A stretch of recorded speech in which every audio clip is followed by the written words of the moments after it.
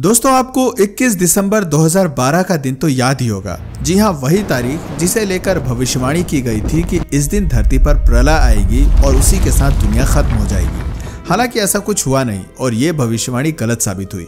लेकिन क्या आपको पता है कि लोगों में दहशत का माहौल बनाने वाली ये भविष्यवाणी माया कैलेंडर ने की थी, जिसका संबंध माया सभ्यता से है। माया सभ्यता के लोग कला, गणित, वास्तुशास्त्र, ज्योतिष और लेखन आदि में काफी अच्छे थे। कहते हैं कि ये एक बेहद विकसित सभ्यता थी, लेकिन फिर अचानक से ऐसा क्या हुआ कि माया सभ्यता विलुप्त हो गई। क्या कारण थे जो इतनी विकसित सभ्यता का अंत हो गया? चलिए जानने की कोशिश करते हैं।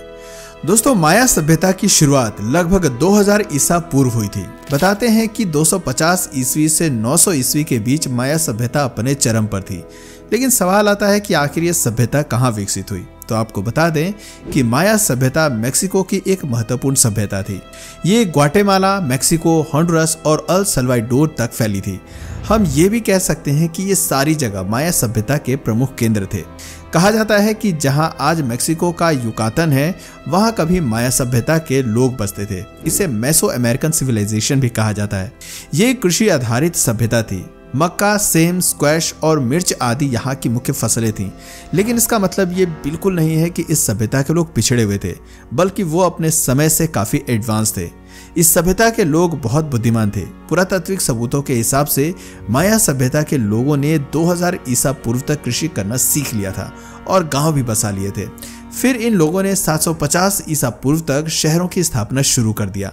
ऐसा माना जाता है कि इस सभ्यता में करीब 40 शहर थे और उनकी आबादी 5000 से लगभग 50,000 तक थी।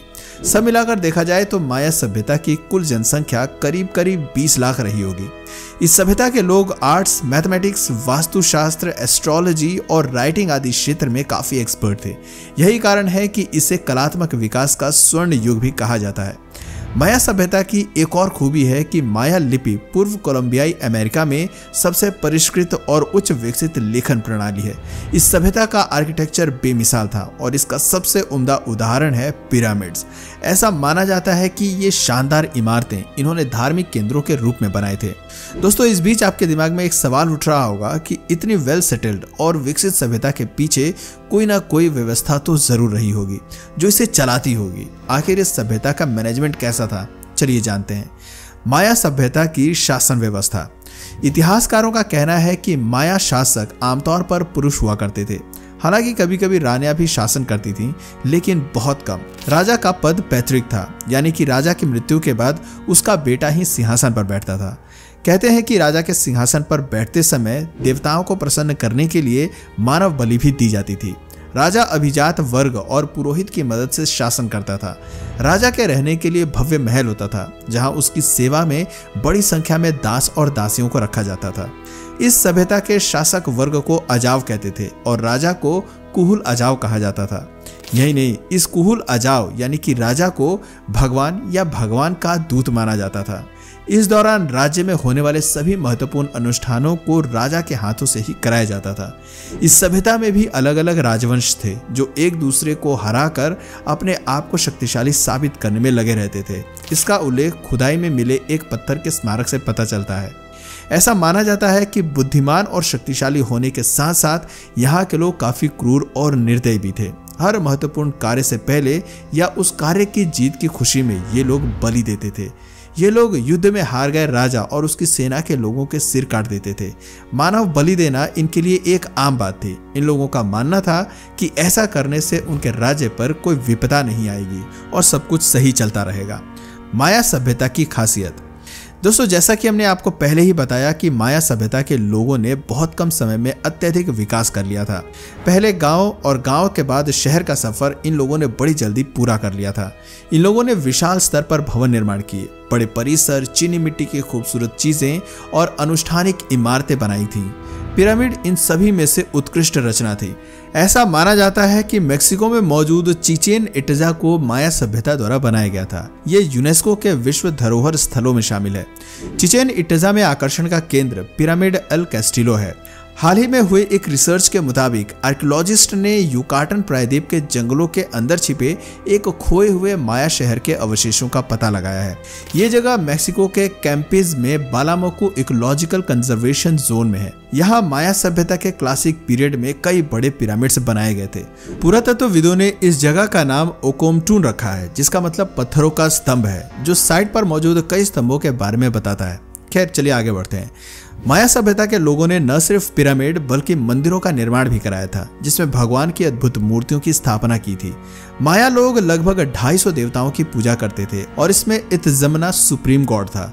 इन लोगों ने कई कलाकृतियों का भी निर्माण किया, जिन्हें देखकर हैरानी होती है कि बिना किसी उन्नत औजार और टेक्निक के इन लोगों ने इसे कैसे बनाया होगा। पत्थरों को काटकर बनाई गई ये कलाकृतियां सच में काफी खूबसूरत है। खेल में भी माया सभ्यता के लोगों की काफी रुचि थी। माया बॉल गेम यहाँ एक प्रसिद्ध खेल हुआ करता था, लेकिन साथियों ये कोई साधारण खेल नहीं था, बल्कि काफी भयानक था। ऐसा माना जाता है कि ये माया सभ्यता के सबसे महत्वपूर्ण धार्मिक और सांस्कृतिक पहलुओं में से एक था। ये एक हिंसक खेल था, जिसमें युद्ध के विजेताओं की जीत की खुशी में हारने वाले की या तो सिर काटकर या उनका हृदय निकालकर बलि दे दी जाती थी। इस दौरान काफी खून खराबा होता था। इस खेल के दौरान हिंसक बॉल गेम का शिकार होकर कई लोग मारे जाते थे। प्राचीन माया शहरों में इस खेल के कई मैदान खोजे गए हैं। ये खेल आज के एरिजोना और न्यू मैक्सिको से लेकर सुदूर दक्षिण कोलंबिया तक खेला जाता है। यहाँ तक कहा जाता है कि माया सभ्यता में खेले जाने वाले अजीबोगरीब बॉल गेम में मरे हुए लोगों की राख से बनाई जाने वाली गेंदों का इस्तेमाल किया जाता था। चलिए आपको इस सभ्यता का एक और इंटरेस्टिंग पार्ट बताते हैं, माया कैलेंडर। माया सभ्यता के लोगों की सबसे बड़ी खासियत उनका खगोलीय ज्ञान था। उन्होंने विभिन्न घटनाओं, धार्मिक त्योहारों और जन्म मरण संबंधी बातों का रिकॉर्ड रखने के लिए कैलेंडर बनाया था, जिसे माया कैलेंडर कहते हैं। माया सभ्यता की गणना और पंचांग को माया कैलेंडर कहा जाता था। जहां आमतौर पर कैलेंडर 12 महीने का या 365 दिन का होता है, वहीं इस माया कैलेंडर का एक साल 290 दिन का होता था। और तो और माया कैलेंडर में तारीख 3 तरह से निर्धारित होती थी। तारीख का निर्धारण लंबी गिनती, जॉलकिन यानी कि ईश्वरीय कैलेंडर और हाब यानी कि लोक कैलेंडर के जरिए होता था। इसी आधार पर माया सभ्यता के लोग भविष्यवाणियां किया करते थे।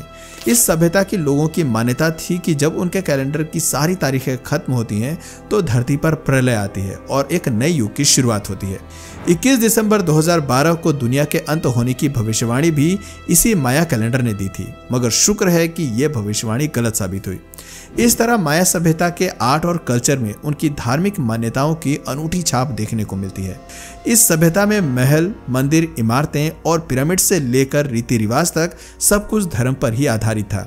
इनकी रचनाओं और कलाकृतियों की खूबसूरती और परफेक्शन को देखकर कोई नहीं कह सकता था कि एक दिन इतनी विकसित सभ्यता का नामो निशान मिट जाएगा। हजारों सालों तक फूलने फलने वाली सभ्यता देखते ही देखते नष्ट हो गई। सच में घटना किसी रहस्य से कम नहीं थी। रिसर्च के मुताबिक माया सभ्यता 800 और 1000 ईसा पूर्व के बीच ढह गई। तमाम आर्कियोलॉजिस्ट का मानना है कि माया के पतन का कोई एक कारण नहीं था। कुछ का मानना है कि विदेशी आक्रमण या विद्रोह के कारण इस सभ्यता का पतन हुआ। वहीं दूसरा मत ये भी है कि सूखा, पानी की कमी, भूखमरी और महामारी जैसी गंभीर वजहों से ये सभ्यता खत्म हो गई। ताजा रिसर्च से पता चला है कि माया सभ्यता का अंत करीब 100 से ज्यादा वर्षों तक लगातार सूखा पड़ने के कारण हुआ।